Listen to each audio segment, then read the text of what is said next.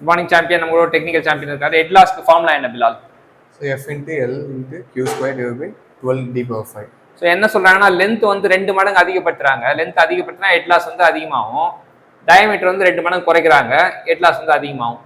So inversely ப்ரொபோஷனலா இது குறைச்சா அது அதிகமாகும், இது இன்க்ரீஸ் பண்ணா இது இன்க்ரீஸ் ஆகும்.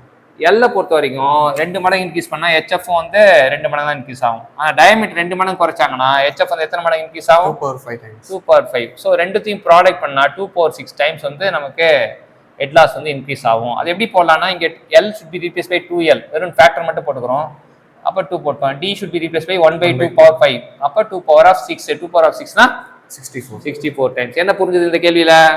ஸோ இந்த கொஷினில் வந்து ஹெச்எஃப் வச்சு இது ஹெச்எஃப் வந்து ஃபார்முலா தான் F into L into Q square divide by 12d⁵. So இந்த கொஷின் என்ன பண்ண போகிறோம், 2 வந்து டபுள் டைம்ஸ் வந்து இன்க்ரீஸ் பண்ண போகிறோம். லென்த் வந்து 2 மடங்கு, எல் வந்து 2 மடங்கு வந்து இன்க்ரீஸ் பண்ண போகிறோம். அதேமாரி டயமீட்டர் வந்து 1/2 நம்ம டிக்ரீஸ் பண்ண போகிறோம். ஓகே, ஸோ பண்ணோன்னே எஃப் தென் ஃப்ளோ ரேட்டு இதெல்லாம் 12, இதெல்லாம் கான்ஸ்டன்ட்டு. ஸோ இதை நம்ம கன்சிடர் பண்ண தேவையில்ல. ஸோ இங்கே இது எல் 2 டைம்ஸ்னால இங்கே 2 போட்டோம். தென் ஹாஃப்னால 1/2/5.